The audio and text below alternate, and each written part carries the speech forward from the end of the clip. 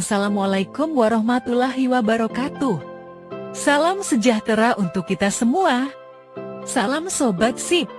Kembali lagi dengan kegiatan penyuluhan pertanian Balai Penerapan Standar Instrumen Pertanian Bengkulu, yang membahas segala macam mengenai standar instrumen pertanian dan membahas teknologi-teknologi terbaru di bidang pertanian dan peternakan. Perkenalkan, nama saya Trinovita Wulandari. Saya salah satu penyuluh pertanian yang ada di BPSIP Bengkulu. Pada kesempatan kali ini, materi yang akan saya sampaikan yaitu seputar peternakan yang berjudul penyakit skebis atau kudis pada ternak kambing burka. Apa itu kambing burka? Mungkin Bapak dan Ibu masih banyak yang belum tahu kambing burka jenis kambing seperti apa. Kambing burka merupakan kambing hasil persilangan antara kambing kacang betina atau kambing lokal dengan kambing bur jantan. Kambing burka pada umumnya memiliki kombinasi warna putih, coklat, dan hitam.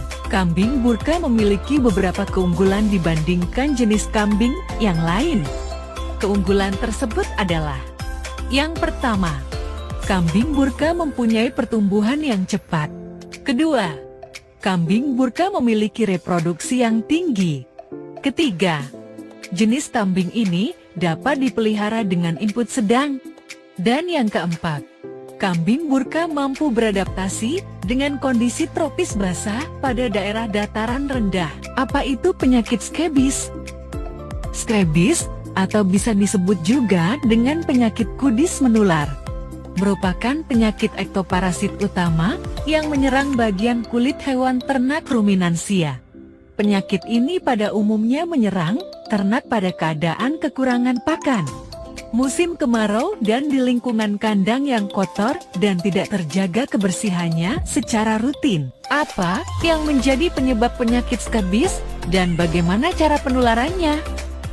Penyebab skabis pada ternak adalah tungau Sarcoptes scabii yang hidup di lorong-lorong lapisan kulit dan Psoroptes ovis yang hidup di permukaan kulit. Meskipun angka pesakitannya relatif rendah, akan tetapi apabila dalam satu kelompok kambing terdapat seekor yang menderita penyakit skabis, maka dalam waktu cepat ternak lainnya akan tertular. Penyakit ini menimbulkan kerugian ekonomi yang besar karena dapat menyebabkan kerusakan kulit, kekurusan, dan bahkan kematian. Bagaimana cara penularannya?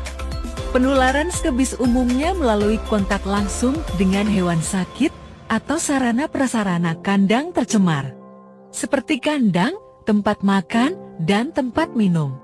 Kondisi ternak yang kurang baik akan mempercepat terjadinya penularan penyakit skebis.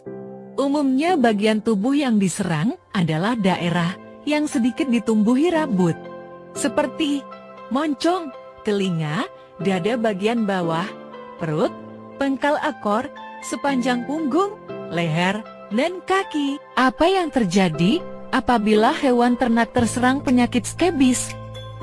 Ternak yang terinfeksi skebis akan merasa gatal dan selalu menggaruk-garuk atau menggigit bagian tubuhnya yang teriritasi sehingga terjadi luka dan lecet. Dalam keadaan parah, maka seluruh tubuh dapat terserang, kulit meradang, dan mengeluarkan cairan membentuk kerat pada permukaan kulit ternak. Selanjutnya, kulit penderita skabis akan mengeras, menebal, dan melipat-lipat. Pada tempat-tempat tersebut, biasanya rambutnya rontok sehingga terjadi kerontokan bulu atau kegundulan pada kulit hewan ternak.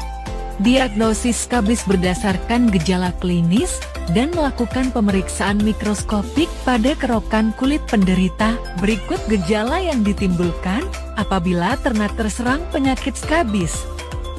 Gejala pertama, muncul kerak-kerak pada permukaan kulit. Kedua, ternak merasa gatal dan selalu menggesekkan bagian kulit yang terserang kudis. Gejala ketiga, kerontokan bulu, kulit menjadi tebal dan kaku. Keempat, bagian muka dan mulut yang berubah warna menjadi kemerahan dan mengering pada kasus serangan yang berat. Jika ternak sudah terinfeksi penyakit skabis, Bapak dan Ibu tidak perlu khawatir karena penyakit ini dapat disembuhkan dengan beberapa cara pengobatan, yaitu: cara pertama, penanganan skabis paling efektif pada kasus yang berat adalah dengan penyuntikan ivermectin.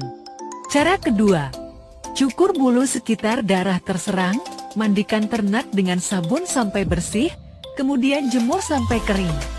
Setelah kering dapat diobati dengan menggunakan belerang dihaluskan, dicampur kunyit dan minyak kelapa, kemudian dipanaskan dan digosokkan pada kulit yang sakit. Cara ketiga, belerang dihaluskan dan dicampur dengan oli bekas dan digosok pada bagian kulit yang sakit. Cara selanjutnya, keempat, kamper atau kapur barus digerus, dicampur minyak kelapa dan dioleskan pada bagian kulit yang sakit. Cara kelima, campuran oli 1 cangkir, 1 sendok makan cuka, 1 sendok belerang yang sudah dihaluskan, dan 4 siung bawang merah yang sudah digerus. Campuran dioleskan pada kulit yang sakit 1 kali sehari. Cara lain mengobati skabis adalah dengan menggunakan daun gamal atau cebreng. Jika pengobatan menggunakan daun gamal, maka daun gamal yang digunakan adalah daun yang sudah tua, tetapi masih lunak dari pohon gamal berumur lebih dari 6 bulan. Semakin tinggi kadar kumarin dalam daun, maka semakin baik efeknya sebagai obat skabis. Cara mudah untuk mengetahui daun dengan kadar kumarin tinggi adalah dengan cara merobek daun dan mencium aromanya.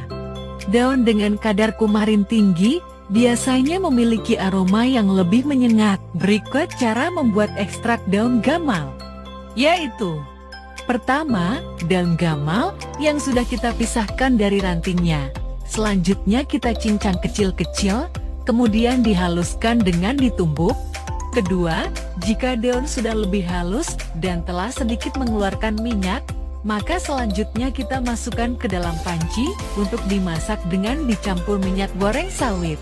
Ketiga, takaran untuk penggunaan daun gamal dan minyak sawit yaitu 1:2.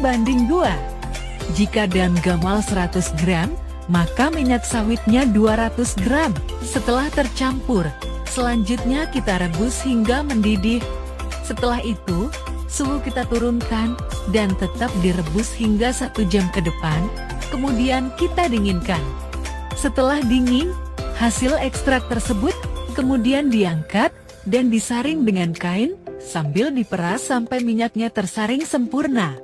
Langkah terakhir, hasil saringan kita simpan ke dalam botol gelap berwarna dan dapat kita simpan pada suhu ruang sampai 1 minggu. Jika disimpan pada lemari es dengan suhu 4 derajat Celcius, bisa bertahan sampai 6 bulan. Berikut ini merupakan kegiatan pencegahan yang dapat dilakukan agar ternak tidak terinfeksi penyakit skabis adalah: 1. Ternak yang berpenyakit kodis tidak boleh bercampur dengan ternak yang sehat. 2. Ternak yang baru dibeli harus bebas dari penyakit kudis. 3. Mandikan ternak 2 minggu sekali. 4. Bersihkan kandang seminggu sekali. Baiklah, demikian materi tentang penyakit skabies pada ternak kambing burka.